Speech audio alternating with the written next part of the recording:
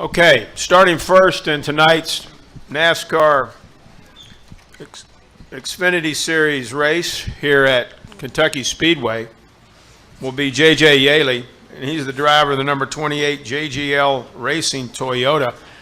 And J.J. had the fastest times yesterday, in the NASCAR Xfinity Series practice, 174.967 miles per hour. JJ, congratulations. You'll be leading the field to green tonight. Just talk about that, and certainly you must have a pretty fast race car. Well, thank you very much. It couldn't have come at a better time. We've had the Texas Spirits 28 on this car up until this race, so this is the first time we've had to run this JGL number 28 without a sponsor on the hood or on the race car. So, we just basically kind of outfoxed all the big guys. We knew that the racetrack was going to be green, have a lot of grip and a lot of speed, and it worked in our advantage being kind of a small team. We don't have the large amount of allotment of tires that some of the teams have, so we went out and made a qualifying run right from the get-go.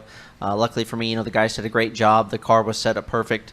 Basically ran a lap wide open, and as practice progressed, it looked like we were going to be one of the only cars to make a qualifying run.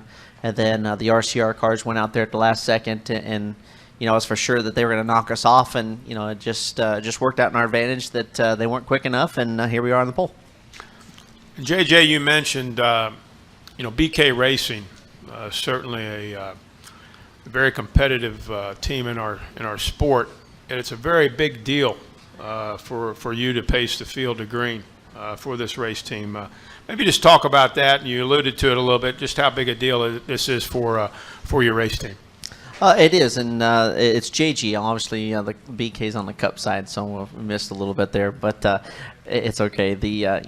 James Whitener, the owner of JGL Racing, this is his second year in the program, and this year we made the switch to Toyota. We've been getting a lot of help from TRD, and we've made a crew chief change here of late, and have added Stephen Lane to the crew chief position, and we've just worked really, really hard on updating our cars and just trying to catch up with the field. And again, being an unsponsored small team, it makes it very difficult. So, we're slowly catching up to where the big guys are. This car here is the best car we have from an aero standpoint.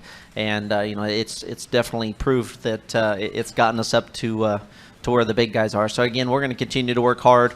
I know that not having the big budget as the big teams do, it's more difficult to stay on top, but we'll relish this moment. Kentucky's one of my favorite racetracks, so just looking forward to a good run here today.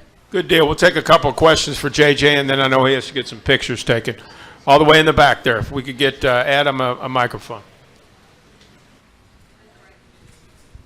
Adam Niemeyer, Fox in Cincinnati. I just looked it up to see if you had won any poles in the Xfinity Series. You had 3 in 2006, but they were all at plate tracks.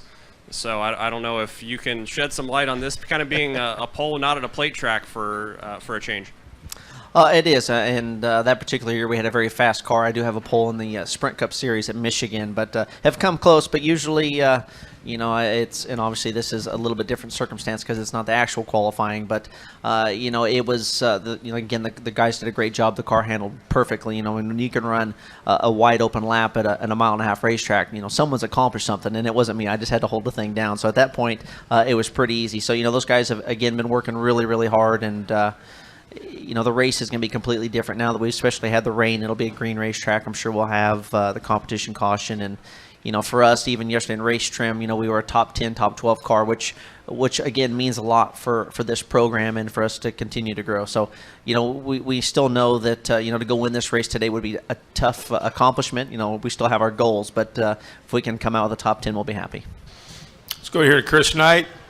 Chris Knight, Catchments.com. JJ, you guys have been able to take JGL Racing and be fast off the truck in practice and in qualifying, but how are you guys working towards transitioning that speed into the race?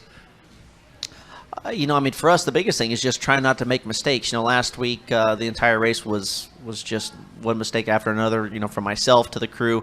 As a small team, we just have to minimize those type of errors. just the difference in the field, and it's easy to look at in the Xfinity field. You have your top 10 teams, which are usually cup-oriented teams that have big budgets, big horsepower, and that technology. And luckily we've got that relationship with Toyota and TRD, and they're helping catch us up. Again, we still have a long way to go, and unfortunately, we're getting to the point where it's going to start taking dollars to make those changes to make us faster. So, again, we're working as hard as we can to make the cars better in the areas that aren't going to kill us from a budget standpoint. Maybe time for one more question for JJ Yeley of JGL Racing, right over here. Yeah, JJ Stan Creekmore with RPMTonight.com. So your first run is going to be to that caution flag, so you all can check everything out. Are you going to do everything you can to stay up front that entire time? Oh, absolutely. I mean, we only made one qualifying run, and it was our first lap of the practice. We spent another 27 laps in race trim. So, again, the car handled really, really well.